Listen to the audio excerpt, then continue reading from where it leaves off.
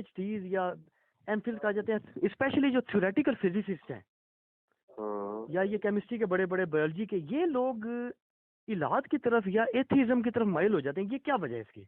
आप क्या समझते हैं? ये मौलवी की नफरत है या ये कोई इंटेलेक्चुअली खुदा न खास्ता जो ये दावा करते हैं कि जी ये साइंस से नाउजुबिल्लाह खुदा साबित नहीं होता? ये इसके बारे में आप क्या समझते हैं? जी, मैं ये समझता हूँ कि ये लोग फिजिक्स की फील्ड में तो जरूर कुछ इल्म रखते हैं, बाकी इनकी अक्सरियत पढ़े लिखे जाहिल है। उसकी वजह यह है कि एक फिजिक्स की फील्ड का बंदा जी फिजिक्स की भी किसी एक खास ब्रांच को ही टारगेट करके उसमें स्पेशलाइजेशन करता है। ठीक है। अगर मैं उससे ये बात करूं कि जी तुम मुझे जो है वो केमिकल प्रॉपर्टीज बताओ इसकी, पानी की, और इसकी डिटेल्स पूरी केमिस्ट्री के पॉइंट ऑफ व्यू से, तो शायद उसको उतनी डिटेल्स ना पता हो, वो फिजिकल प्रॉपर्टीज ही बता सकता है। ठीक है। ठीक है। किसी तरीके से एक डॉक्टर है, उससे आप अगर मैथमेटिकल कोई इक्वेशन समझना चाहते हैं, उस बेचारे का तो नॉलेज जीरो होगा उस मसले में। बिल्कुल ऐसी है। तो ये जितने लोग हैं ये एक खास फील्ड में स्पेशलाइजेशन करते हैं। अच्छा, एक ये रीजन है। दूसरी रीजन इनकी एथीज्म या इल्हाद की तरफ जाने की ये है कि ये लोग वन साइडेड पिक्चर का रुख देख रहे होते हैं। ठीक है। वो किस तरह से एक्सप्लेन करें ना? वो इस तरह देख रहे होते हैं कि बेसिकली जितने भी फिजिकल फिनोमेना ऑफ नेचर हैं, ये इतने मुहक्कम कवानीन हैं जी, और इनके हम इतने आदी हो चुके हैं कि हम बचपन से देखते हैं कि जी बरसात में बारिश होती है और बाहर के मौसम में फूल निकलते हैं और इस तरीके से हवाएं चलती हैं, सूरज अपने टाइम पे निकलता है, गुरूब होता है, चांद की अपनी मंजिलें हैं, ये सारी चीजें हम बचपन से ऑब्जर्व करते आ रहे होते हैं। उसकी वजह से एक इंसान को शायद लगना शुरू हो जाता है कि ये ऐसा ही होता है। ठीक है। इसी में तो क़यामत मुज़मिर है कि ऐसा ही होता है तो क्यों होता है। ठीक है जी। और उसके पीछे वो कहते हैं फिजिकल फिनोमेना ऑफ नेचर है। अच्छा, फिर जब हम उनको कहते हैं ये कैसे हो रहा है, ठीक है, ठीक है, इसके पीछे क्या है रीजन, वो कहते हैं बस फिजिकल फिनोमेना ऑफ नेचर, ये हमारा सवाल ही नहीं। ठीक है। साइंस सिर्फ दो सवालों से डील करती है, व्हाट और व्हाई। ठीक है। क्या चीज हो रही है और क्यों हो रही है। क्यों हो रही है? ठीक है। अच्छा, हाउ, कैसे हो रहा है ये उनका सवाल ही नहीं है। उन्होंने तो पहले ही माजरत कर ली है।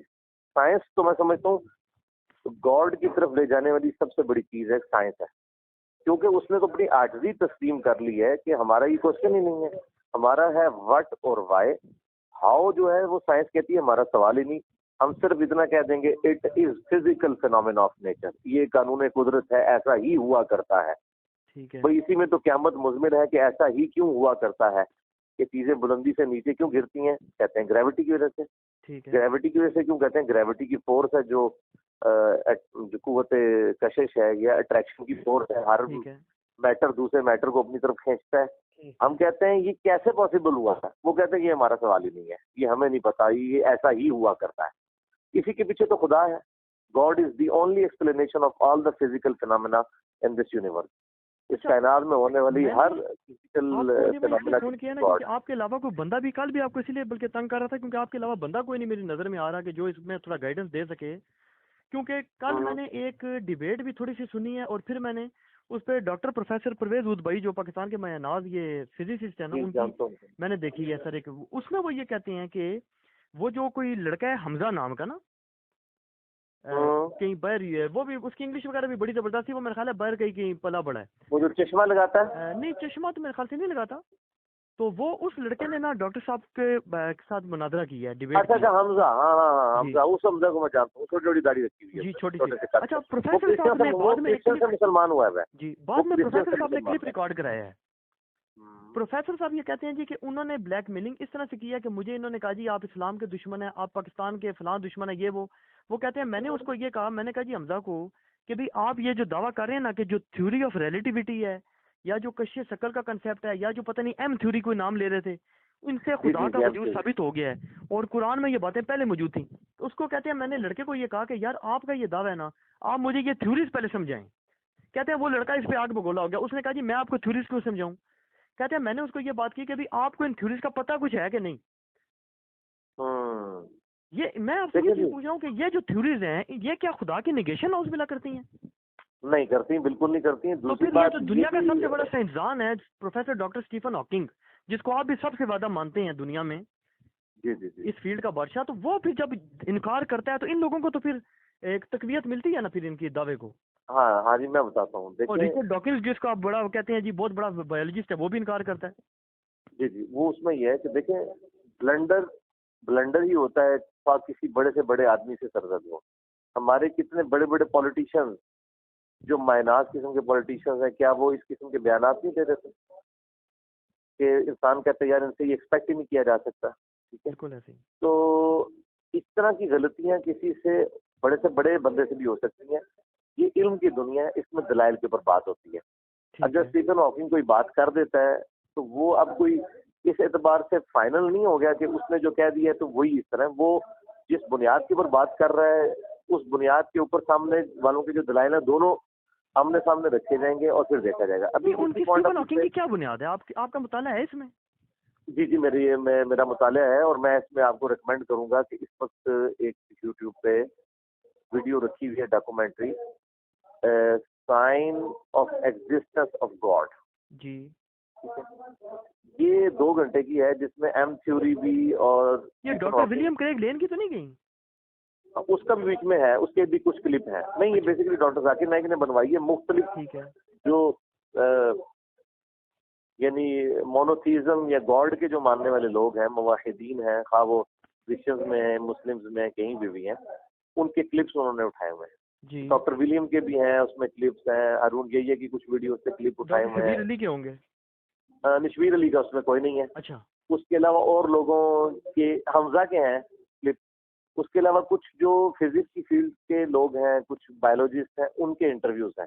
ठीक है सर। उन्होंने इन चीजों के ऊपर पूरी डिस्कशन की हुई है। और स्टीफन हॉकिंग ने ये जो स्टेटमेंट दी है कि जी वो उसने डिनायल ऑफ गॉड की है। हालांकि पहले वो ये मानता था बिग बैंग थ्योरी की बुनियाद के ऊपर कि गॉड एग्जिस्ट करता है। अब उसने जो डिनायल ऑफ गॉड किया है, इसके ऊपर पूरी डिस्कशन की है। एक कोई प्रोफेसर है फिजिक्स के, अच्छा। उन्होंने बकायदा बड़ी जबरदस्त मिसाल दी है। उन्होंने ये कहा कि ये जो जेट इंजन होता है जहाज के अंदर लगता है, ठीक है। पीछे वीडियोस भी चलती हैं जेट इंजन की, उसकी जितनी कम्प्लेक्स स्ट्रक्चर है, वो कहते हैं अगर कोई ये कहे कि ये जेट इंजन जो है वो फिजिकल इक्वेशन और मैथमेटिकल इक्वेशन की वजह से खुद ब खुद बन गया है, उनका मैथमेटिक्स और physics physical phenomena of nature को एक्सप्लेन जरूर करती है, लेकिन ये क्रिएट नहीं करती।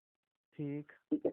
मतलब सन जो है वो मशरिक से निकल के मगरिब में गुरूब होता है विद ठीक है। रिस्पेक्ट टू जमीन, वैसे तो गुरूब ही नहीं होता। ठीक है। ये फिजिकल फिनोमेना ऑफ नेचर ने सन को क्रिएट नहीं किया। ठीक है। इन साइंटिस्ट का मसला ये है कि ये फिजिकल फिनोमेना ऑफ नेचर को जब मैथमेटिकल फॉर्म देते हैं ना, उसके बाद वो ये समझते हैं कि अब मैथमेटिकल फार्मूला हमारे हाथ लग गया है, तो अब ये हम कोई नऊजुबिल्लाह कोई क्रिएटर ऑफ दिस यूनिवर्स है। ये जितनी इक्वेशंस हैं ये explanation of physical phenomena of nature है, not the creator of physical phenomena of nature. ठीक ये है। दो चीजों का फर्क समझा। हम चीजों को, मतलब ग्रेविटी जो है, ग्रेविटी एक फिजिकल फिनोमेना ऑफ नेचर है जो मतलब हम साइंस के जरिए जिसको सीख गए हैं कि ये इस तरीके से ग्रेविटी की वजह से होता है।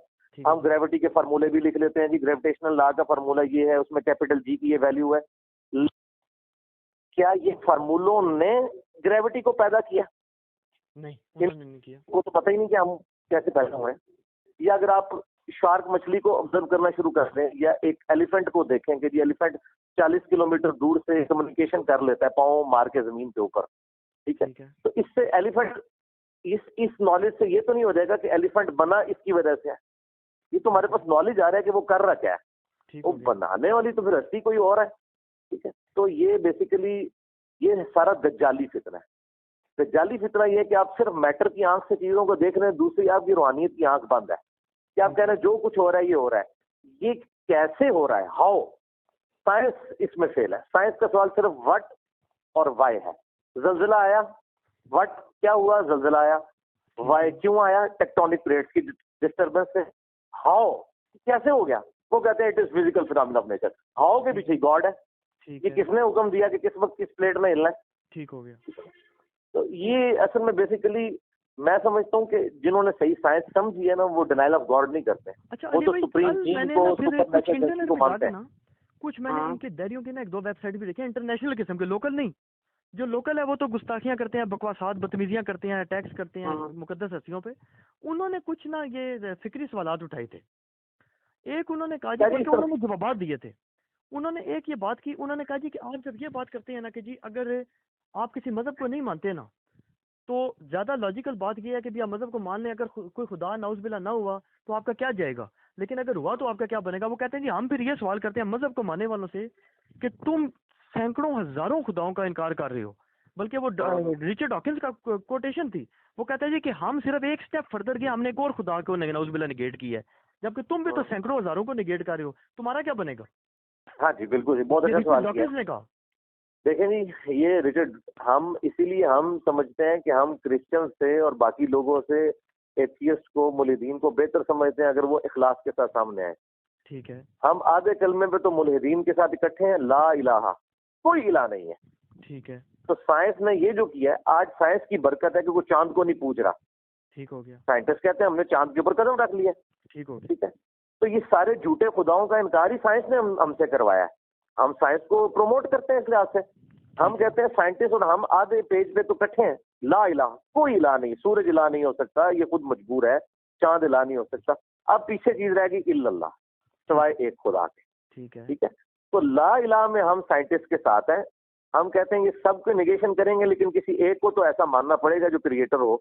ठीक है, और इसमें मैंने वो फार्मूला भी मैथमेटिकल डिस्कस किया था, वो मैंने रिचर्ड डॉकिंस के ऊपर जो लेक्चर दिया, हु क्रिएटेड गॉड। कि भी हर चीज का अगर हम एक क्रिएटर मानते हैं तो ये कहते हैं जी आपको क्रिएटर का भी क्रिएटर मान।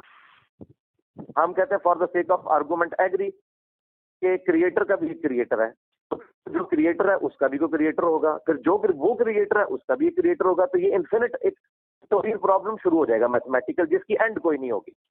ठीक है, तो ये तो रॉन्ग स्टेटमेंट हो जाएगी जब तक ये ना माना जाए कि कोई एक ऐसा क्रिएटर भी है जिसका कोई क्रिएटर नहीं है।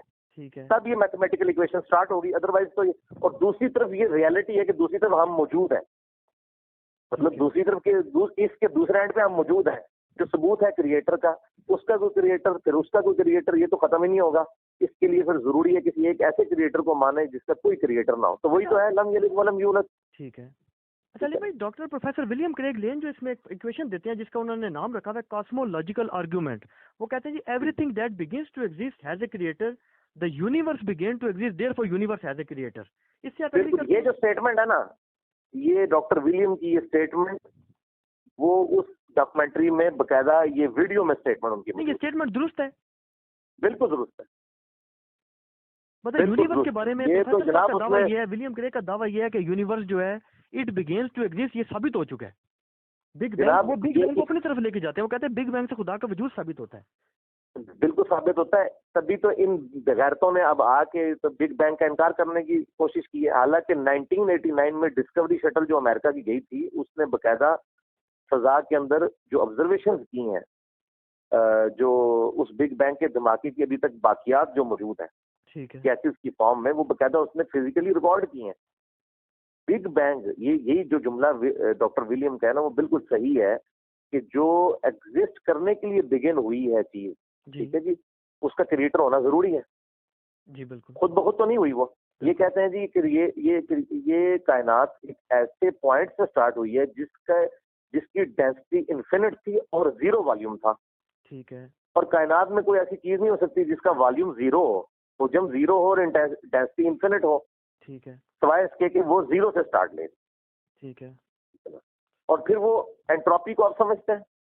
मैंने पढ़ा था लेकिन आप मेरे ज़हन में नहीं है, तो आप क्लियर कर दें। एंट्रोपी समझ आ जाए तो आपको खुदा समझ आ जाएगा। एंट्रोपी फिजिक्स की बड़ी बुनियादी चीज है। एंट्रोपी कहते हैं डिसऑर्डर की degree, degree of disorder, degree of disorder. Entropy ये है, एंट्रोपी को सिंपल ये समझें कि एक गिलास के अंदर आप 3 यानी बॉल्स की लेयर्स लगा दें, नीचे येलो बॉल्स की, ऊपर ब्लू की, उससे ऊपर रेड की। ठीक है, और फिर इस गिलास को आप जोर से हिलाना शुरू करें। जब आप हिलाएंगे तो ये बॉल मिक्स हो जाएंगे। जी बिल्कुल। अच्छा, अब आप क़यामत तक हिलाते रहे, क्या दोबारा वो लेयर्स बन सकती हैं? नहीं बन सकती, नहीं बन सकती। इसको हम कहते हैं कि एंट्रोपी या तो इंक्रीज होती है या रिमेन्स कांस्टेंट रहती है। यानी जब एक बार डिसऑर्डर हो जाए वो वापस नहीं आता ता वक्त पे के कोई एक्सटर्नल फोर्स उसको सही ना करे। यानी मैं हाथ डाल के दोबारा से लेयर ना बनाऊं, उस वक्त तक मैं क़यामत तक इसे लाता रहूं, ये अपनी जगह पे नहीं आएगा। तो अब मुझे बताएं, अगर एक कायनात धमाके से वजूद में आई है तो धमाके से डिसऑर्डर ही, एंट्रोपी बढ़ेगी ना। ये तो हो ही नहीं सकता कि इतनी ऑर्गेनाइज्ड यूनिवर्स बन जाए ता वक्त पे कि किसी एक्सटर्नल फोर्स ने उसको अपनी अपनी जगह पर रखा है। जमीन से सूरज का फासला, फिर जमीन की ये फाइन ट्यूनिंग जिनको साइंटिस्ट कहते हैं, ठीक है, ये फाइन ट्यूनिंग है कि जी ये फासला एक फाइन ट्यूनिंग है। फिर पानी की जितनी प्रॉपर्टीज हैं वो फाइन ट्यूनिंग है। Fine tuning. कायनात जमीन के ऊपर ऑक्सीजन की जो जितनी भी उसका वॉल्यूम है, परसेंटेज परफेक्ट है। ये मिलियंस ऑफ फाइन ट्यूनिंग्स हैं।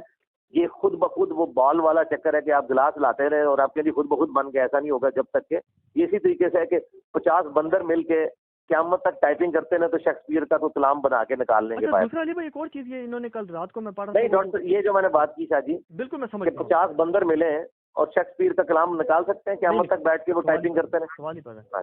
हाँ जी। तो दूसरा उन्होंने ये एतराज किया, वो कहते हैं जी कि चलो आपकी बात फॉर आर्ग्यूमेंट से हमने मान ली कि एक अल्लाह कह लें, खुदा कह लें, गॉड कह लें, कुछ कह लें। वो कहते हैं कि जब इतने लोग हमारे जैसे गुमराह हो रहे हैं तो क्यों नहीं अपना आप दिखा देता लोगों को। जी जी जी जी, ये अब जब वंस गॉड खत्म कर दें, स्टीफन हॉकिंग को भी समझ आ जाए। जी जी जी जी सरकार, मैं आपको बताता हूँ, when God exist other all other questions जो है वो एब्सोल्यूट हो जाएंगे। जब आपने गॉड को मान लिया ना, फिर आप गॉड की मर्जी देखेंगे उसने ऐसे क्यों किया। वरना तो शाह जी मैं आपसे सवाल करता हूँ कि अगर खुदा है तो आप औरत क्यों है, मर्द क्यों नहीं है? तो आप कहेंगे it is will of God, यही कहेंगे ना। बिल्कुल ऐसे ही। आपका कद 5 फुट इतने इंच क्यों है, इतने क्यों नहीं है? आप चाइनीज में क्यों नहीं पैदा हुए, पाकिस्तान में क्यों पैदा हुए हैं? आप इस माँ बाप के घर क्यों पैदा हुए हैं, उस घर में क्यों नहीं पैदा हुए? तो आप इन सारे सवालों के जवाब में कहेंगे it is will of God. बिल्कुल। अब विल ऑफ गॉड इसी तरीके से गॉड है, उसने हमारे पास जो गॉड का डाटा है कुरान की शक्ल में मौजूद है। उसने कुरान पाक में ये मजमून दर्जनों जगह डिस्कस किया है कि अगर मैंने ये तय ना करना होता कि क़यामत वाले दिन ही लोगों को बदला दूंगा तो दुनिया में कब से मामला क्लियर इनका कर देता। सूरह कसस का स्टार्ट इससे होता है, सूरह कसस स्टार्ट इससे होता है कि अगर अल्लाह चाहे तो आसमान से एक ऐसी निशानी नाजिल करे जितने मुनकरीन खुदा है फौरन खुदा को मान लें। ये तो कुरान की आयत है। तो ये विल ऑफ गॉड ही नहीं है कि स्टीफन हॉकिंग जो है वो जरूरी कलमा माने पढ़े। अल्लाह की तो विल ये है कि मुझे इंसान अपनी चॉइस से मुझे चूज करे। अल्लाह को तो इसी में तो अल्लाह वो आप समझ ले इंसान के पॉइंट ऑफ व्यू से सबसे बड़ी खुशी। और आप उसको अगर थोड़ा और आसान लैंग्वेज में टेस्ट, जिब्रील के सजदा करने का वो टेस्ट नहीं है अल्लाह के लिए जो मेरे और आपके करने का, क्योंकि हम अपनी विल से कर रहे हैं। ये एक और सवाल ही करते हैं जी कि अल्लाह रब्बुल इज्जत जो है वो आपके मुताबिक ज्यादा तो क्रिश्चियन से करते हैं, मुसलमानों से इतना इनकी कम डिबेट्स हैं, लेकिन ये कहते हैं जी कि आपका कंसेप्ट है ना मर्सी का, तो कहते हैं दुनिया में जितना कत्ले आम है वैसे भी नॉर्मली हम भी जानवरों को आखिर खाते ही है ना। वो कहते हैं जो कुछ भी हो रहा है, वो एक बंदे ने तो यहाँ तक उस बेअदब ने लिखा, उसने कहा जी कि अगर मुझे जन्म दी जाएगी इस बात पर मैंने जनाब अली ये गुनाह किया, तो कहता है मैंने तो ज्यादा से ज्यादा ये गुनाह किया होगा ना कि मैंने अपने बॉस को फोन किया होगा कि यार आज मैं बीमार हूँ तो बच्चों को लेके मैं सैर पे चला गया हूँ। कहता है जिसने नाउज बिल्ला खरबों मखलूकात को कत्ल किया कराया, उसके बारे में फिर आप क्या कहेंगे? हाँ जी, अगर तो मर्सी का क्या कॉन्सेप्ट है? तो ये उसने सवाल किया उसने कहा मतलब मर्सी का फिर क्या कॉन्सेप्ट रह गया? हाँ मर्सी का। और फिर क्या इंसान पे इल्जाम आयद हो रहा है जो सारा जिसके हुक्म से हो रहा है उस पर कोई इल्जाम नहीं लगा रहे आप? जी जी जी जी, हम उस पर इल्जाम लगा देते हैं अगर सिर्फ दुनिया की जिंदगी ही होती। असल में मुल्हिदीन का सबसे बड़ा मसला है कि ये दुनिया की जिंदगी के पैराहे में इन सारी चीजों को देखते होते हैं। अब मैं आपको एक शादी मिसाल देता हूँ। आप मुझे बताइए, अगर मैं कहूँ कि शादी आप पिंडी से लेके लाहौर तक का सफर रेल कार में 5 घंटे का सफर आप कर लें, ठीक है, बगैर एसी के, लाहौर पहुंचते ही आप जितनी जिंदगी है उसका खर्चा गवर्नमेंट उठाएगी, आपके बच्चों का मेडिकल, तालीम, आपकी रहायश, खाना पीना सब गवर्नमेंट के जिम्मे होगा अगर आपने 50 साल भी जिंदा रहना है। तो शायद ही आप मुझे कहेंगे कि इकोनॉमी क्लास में 5 घंटे का सफर करके अगर 50 साल की सहूलतें मिल रही हैं तो कोई महंगा सौदा नहीं है। आप इकोनॉमी क्लास कह रहे हैं, मैं तो लटक के भी 5 घंटे का सफर कर लूंगा, ऐसा ही होगा कि नहीं?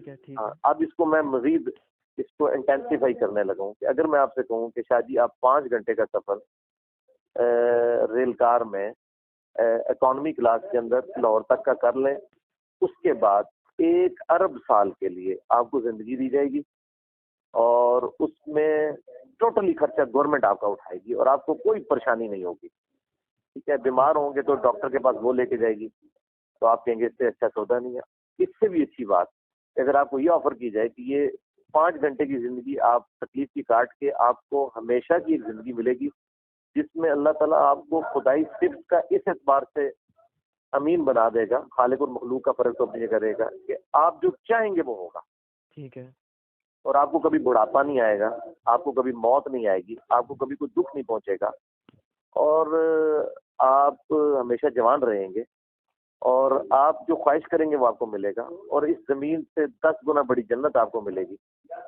तो फिर आप क्या कहेंगे? ये 5 घंटे का सफर तो कोई जुल्म नहीं है, कुछ भी तो नहीं। मर्सी, ये तो बहुत बड़ा मर्सी है कि 5 घंटे के सफर से मुझे अरबों साल की जिंदगी मिलने वाली है। तो इससे बड़ा लेकिन तो अली भाई मर्सी वो है। एतराज ही करते हैं ना, वो कहते हैं कि अल्लाह के, आप इस बात पे बिलीफ रखते हैं ना, सारे अल्लाह को मानने वाले या गॉड को मानने वाले किसी मजहब के जो पैरोकार हैं, कि अल्लाह ताला जो गॉड है वो हर चीज डिजाइन कर सकता था, तो उसने एक ऐसा क्यों नहीं किया कि जिसमें कोई किसी को तकलीफ पहुंचे, ना किसी किस्म की ना पहुंचे, जी जी जी जी। ना आपको किसी जानवर को खाना पड़े, ना कोई जानवर दूसरे को खाए, ना कोई किसी को कत्ल करे, ना कुछ करे।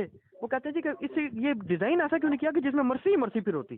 वो कहते हैं अगर गॉड होता ना, मैं इनको ये चैलेंज उनका करता हूँ। मतलब गॉड होता तो ऐसे जी जी करता, जी जी, मैं इनको ये चैलेंज करता हूँ। सफरिंग ना होती। जी जी शाह जी, मैंने पहले भी चैलेंज किया हुआ अपनी वीडियो में कि इनको, इन एथियस्ट को कहें कि आप एक ऐसा मॉडल बना के हमें पेश करें कि गॉड को ये मॉडल बनाना चाहिए था, ठीक है, और आप उसको हर लिहाज से ब्रेनस्टॉर्मिंग करके परफेक्शन के दर्जे में ले जाएं। ठीक है। वो फिर हमारे सामने पेश करें, हम उसमें भी फॉल्ट निकाल के आपको बताएंगे। ठीक है। ठीक है जी, हम फॉल्ट निकाल देंगे उसमें। ये तो हमने इल्जामी जवाब, एंटी वैनम दिया है, वो फकी वाला जवाब, ठीक है जी, लॉजिकल आंसर। दूसरी तरफ हम कहते हैं कि जी दुनियावी तौर पर भी जो अल्लाह ने हमें अकल दी है, ये जरा बताइए, क्या किसी को तकलीफ में डाले बगैर उसका गॉड के साथ मुखलिस होना चेक किया जा सकता है? कोई और सोर्स है किसी का इखलास चेक करने का? शाह जी मेरे साथ मुखलिस है या नहीं है? जब तक शाह जी को मैं खिला रहा हूँ वो मेरे साथ मुखलिस है, जब तक शाह जी मुझे खिला रहे हैं मैं इनके साथ मुखलिस हूँ। नहीं लेकिन अली भाई इंसान के मामले में तो बात दुरुस्त है, लेकिन अब हिरन और शेर के मामले में तो ये बात कैसे आप कहेंगे एप्लीकेबल? अच्छा, हिरन और शेर की जो फीलिंग्स है ना, सरकार, मैं बताता हूँ, हिरन और शेर की जो फीलिंग्स है, इनके अमीन हम कैसे हो सकते हैं? ये तो कोई शेर या हिरन, उनकी आपस में डिबेट हो, उनकी हम बोली जानते हो सकता है वो अपने गॉड पे सेटिस्फाई हो इस मसले में। ये तो हम कह रहे हैं ना उसको तकलीफ हो रही है, ये हो रहा है। हो सकता है खुदा का ऐसा निजाम है कि जैसे ही वो उसको पकड़ता है, उसने खुराक का जरिए उसको बनाया, उसको फील भी नहीं होता। और मैं आपको ये बताऊं, हमारे एक दोस्त थे जेलम में, अभी भी हैं, वो एक दफा कोई रबीउल अव्वल के मौके पे झंडा लगाने के लिए किसी ट्रांसफार्मर के उस खंबे के ऊपर चढ़े, तो उनको वो 11,000 वोल्ट का शॉक लगा। ठीक है। वो ऊपर से धड़ाल नीचे गिरे, 22 दिन तक शिफा इंटरनेशनल में वो कोमे की हालत में रहे। ठीक है। ठीक है, इतनी बुलंदी से भी गिरे, शॉक भी लगा, कोमे की हालत में रहे, डॉक्टर इलाज किया। जब वो दोबारा होश में वापस आए ना, जी। तो उनको कुछ याद नहीं था उनके साथ क्या हुआ, ना उनको कोई तकलीफ थी। वो कहते हैं मुझे तो ये लगता है जैसे मैं अचानक सो गया था और अब मैं इतनी देर बाद उठूं, मैं किधर हूँ। हालांकि वो ऊपर से भी गिरा, उसकी सारी, अब ये तो मैंने वो अभी बंदा खुद भी जिंदा है। ये नहीं, इंसान को जब नहीं, ये तो आपके ऑडियो सुन के बरेलवी भाई जो हमारे हैं वो बहुत खुश होंगे ये सुन के। क्यों? चलो ठीक है, वो भी खुश हो गए। हम तो उनकी फेवर में जाएगी दलील, बहुत पक्की हो कहेंगे जी जी के साथ मान उनको फिर हम दूसरा भी को वाक्य बता, उनको तो फिर वो हम साहब की पार्टी किसी अच्छा शहीद का मुझे ये वाक्य बताएं, आप ये बताएं कि जो प्रोफेसर डॉक्टर परवेज उद भाई साहब हैं, ये अगर इनके साथ आपका कोई सेशन हम रखवा दें, डिबेट नहीं, एक इल्मी डिस्कशन हो, तो आप अपने आप को इस कैपेबल समझते हैं कि इनके सामने बैठ सकते हैं? बिल्कुल समझता हूँ। नहीं, आप मौलियत रात का तो कहते हैं ना जी ये लोग, लेकिन ये तो कल्चर्ड आदमी तो है ना, उसमें तो कोई मसला नहीं है ना सच। हाँ जी, बस मेरे अंदर एक कमजोरी है, मैं थोड़ा जज्बाती आदमी हूँ, इसलिए मैं डिबेट से नहीं, अगर वो आपको ये कह देंगे जी आप मुझे बताएं जी थ्योरी ऑफ रिलेटिविटी जरा समझाएं, या मुझे बताएं जी हम थ्योरी क्या होती है, आप समझा सकते हैं? जी मैं साइंस का स्टूडेंट हूँ अल्हम्दुलिल्लाह। लेकिन आप साइंटिस्ट तो नहीं है ना प्रॉपर? सरकार मैं अप्लाइड साइंस मैंने पढ़ी हुई है, मैं मतलब इंजीनियरिंग के अंदर ये सारे सब्जेक्ट पढ़े हुए हैं। दूसरा, इंजीनियरिंग की फील्ड आपको ये कैपेबल करती है कि आपकी कैपेबिलिटी ये हो जाती है कि आपको अगर कोई टॉपिक दिया जाए तो आप बुक्स पढ़ के उसको इन डेप्थ तक समझ सकते हैं। ठीक है। असल में आपको फ्लरिश किया जाता है, इस दुनियावी तालीम की ये बरकत होती है ना कि आप कैपेबल हो जाते हैं। अब मैं अपनी जॉब में जो कुछ कर रहा हूँ, क्या मैं सब कुछ पढ़ के आया हूँ? नहीं, मैं अपनी उसी नॉलेज की बुनियाद के ऊपर इतना कैपेबल हूँ कि मैं किसी भी अनसीन सिचुएशन को ऑब्जर्व करके, उसकी रिलेटेड किताबें पढ़ के, एक्सपर्ट से डिस्कशन करने के बाद उसकी कॉन्सेप्ट को समझ लेता हूँ। जिस तरह अब आप मुझे बताएं, आपकी वो दीनी तालीम है किसी मदरसे से? नहीं, बिल्कुल नहीं। हाँ, लेकिन दीन के कई टॉपिक्स हैं जो आप उलमा से बेहतर तरीके से समझते हैं और समझा सकते हैं, क्योंकि कैपेबिलिटी की वजह से। कॉम्पिटेंसी, कैपेबिलिटी, इंटेलेक्चुअल लेवल, ये और चीजें हैं। मैं समझता हूँ कि हूद भाई को बैठना चाहिए जावेद अहमद गांधी साहब के साथ। नहीं, वो बैठे हैं, और एक दो प्रोग्रामों में बैठे हैं, लेकिन वो गांधी साहब तो ऐसा जो साइंस के बंदे नहीं है ना लाइन के।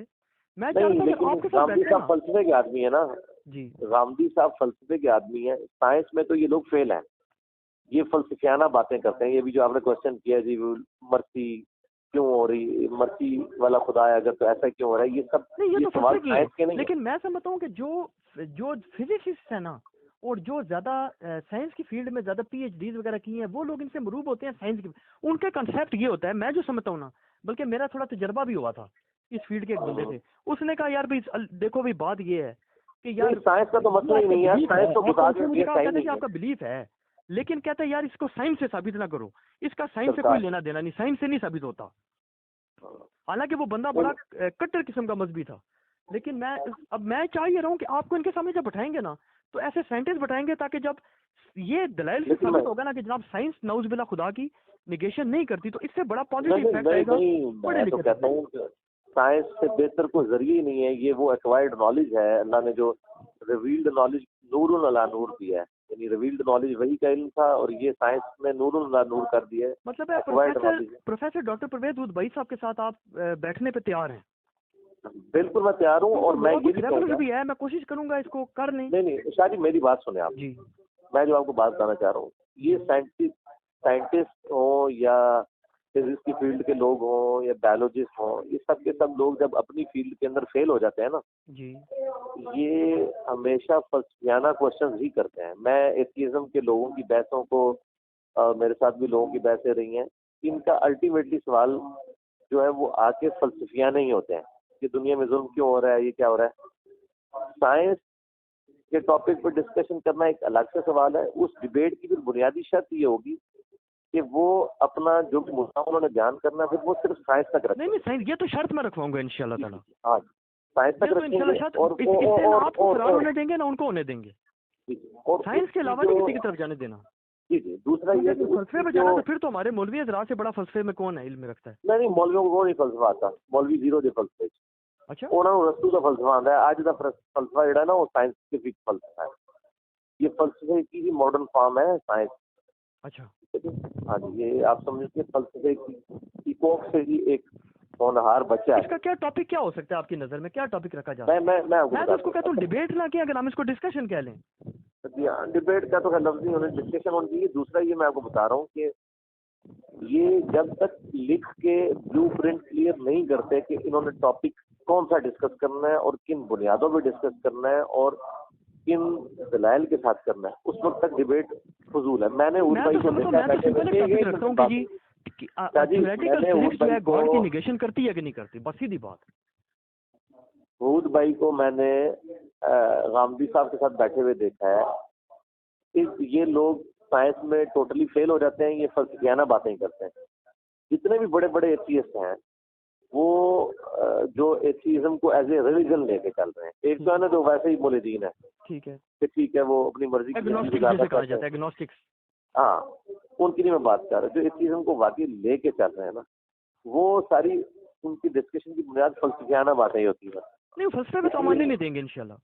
हाँ जी, तो वो टॉपिक आप जाएंगे ना वो जाएंगे, इसकी तो इंशाल्लाह ताला बिल्कुल जो है ना वो परमिशन ही नहीं होगी, ये शायद। लेकिन मैं आपको पहले ही प्रेडिक्शन कर रहा हूँ कि ऐसा ही होता है अल्टीमेटली, फिर ये इसी तरफ चले जाते हैं। इस तरफ नहीं इंशाल्लाह जाने देंगे, क्योंकि उस हमजा के साथ भी प्रोफेसर डॉक्टर हूद भाई साहब का मौक़िफ़ यही है कि मैंने उससे कहा कि यार आपने जो साइंटिफिक दलाइल दिए हैं ना, आप मुझे ये साइंटिफिक थ्योरियां समझाएं कि कैसे ये कुरान में मौजूद हैं या कैसे ये उसको प्रूव करती हैं अल्लाह की गॉड की एग्जिस्टेंस को। तो वो कहते हैं जी वो आगे इमोशनल ब्लैकमेलिंग पे कि नहीं जी आप ये दुश्मन है इस्लाम के, फलां तनकीद फलां। तो अब मौक़िफ़ ये मेरा भी ये कि साइंस पे बात हो। बस आज मेरा सबसे बड़ा मसला पता क्या है जी, मेरा सबसे बड़ा मसला ये है कि मेरी तबीयत में है थोड़ी तेजी, इसीलिए मैं किसी मौलवी के साथ नहीं बैठता। तेजी और इसमें क्या मसला है, यानी साइंस की डिस्कशन में क्या जज्बाती बात होनी? नहीं, मैं हाँ, मुझे कोई हल नहीं, मैं आपको जो अपनी प्रॉब्लम बता रहा हूँ, अपनी कमजोरी बता रहा हूँ। वरना मैं इन जितने भी मौलवी हैं, जितने बड़े बड़े अपने मुफ्ती अपने अपने मकात पे फिक्र के बने हुए हैं, मैं इनको इल्मी लेवल पे इस इस कैपेबल ही नहीं समझता कि ये मेरे साथ किसी मामले में डिस्कशन कर सकते हैं। लेकिन मेरे अंदर सिर्फ एक कमजोरी है, गॉड की तरफ से आपको मिले मेरी एक नेचर है, मैं एक जज्बाती आदमी, ठीक है। मेरे पास गांधी साहब जैसा वो एक ठंडा मिजाज नहीं है, ठीक है। इसलिए मैं डिस्कशन को इसलिए अवॉइड करता हूँ। इसका सबसे बेहतर तरीका ये है कि नहीं, लेकिन अली भाई ये तो फिर देखें, ये तो मेरी बात सुन ये तो लेना बड़ी शाहजी, नेगेटिव मेरी बात बात जाएगी। सुन। ओहो शाहजी, मेरी बात सुन। बहुत से लोग तो कहते हैं कि मैं जज्बात तब ज्यादा इजहार होता है जिस वक्त आपके पास इल्म ना हो। जी मैं आपको बताने लगा ना, इसका सोल्यूशन देने लगा ना, वो भी सुन लेना। मेरे नजदीक इन चीजों का सोल्यूशन ये है कि जो जिस बंदे के साथ भी आप डिस्कशन करवाना चाहते हैं उनसे रिक्वेस्ट करें कि वो अपना मुकदमा और दलाइल लिख के हमारे सामने रखें। बिल्कुल ठीक है, ऐसे ही होगा इंशाल्लाह। और वो सिर्फ 10-15 पेजेस में दलाइल पेश किए जा सकते हैं, हम उसका जवाब लिख के उनको दें। फिर ये होता है कि आमने सामने वाला चक्कर नहीं होता, बंदे को ये तो आप उलमा की बात कर रहे हैं ना, ये तो उलमा की बात कर रहे हैं, जी इनकी भी बात कर रहा हूँ ना। ज़ाहिर है ये भी अब एक इल्हाद को एज ए रिलीजन प्रेजेंट करते हैं। मैंने जहाँ तक डॉक्टर परवेज उस भाई को मैंने जहाँ तक देखा है ना, यानी कि ऐसा जो उन्होंने कोई जज्बात को भड़काने वाली बात को टीवी पे ऐलानिया नहीं करते वो, जय गांधी साहब के खिलाफ। अगर वो टीवी पे तो नहीं करते ना, अंदर जो उन्होंने गन गोला हुआ है ना वो तो हमें फीडबैक मिलती है। पर्सनल एक अलग चीज है, लेकिन डिबेट में तो मेरे ख्याल में वो इवन के इस लड़के हमजा के बारे में भी जो है कोई फोश कलामी है ना उसने किया, नहीं इन्होंने। सरकार उनका तो हम नहीं कर रहे, हम तो अपनी बात कर रहे हैं ना कि हम कमजोर हैं। नहीं हम जज्बात में कमजोर, वो ये ना कि वीडियो में आ जाए ना चीज का इन्फ्लुएंस अच्छा जाएगा ना, वर्ल्ड वाइड चीज जाएगी। वो ठीक है, वो हो सकती है, लेकिन पहले बुनियादी तौर पे वो अपने सारे दलाइल हमारे सामने रिटर्न में रखे ना, पेश करें। ठीक है, पेश करें, फिर मैं उनको स्टडी करूंगा। ठीक है सर, ठीक है, फिर मैं उसका एक जवाब लिखूंगा, उसको वो स्टडी करें, फिर हम दोनों एक फ्रीक्वेंसी पे होंगे, फिर हम इंशाल्लाह आगे डिस्कशन कर लेंगे।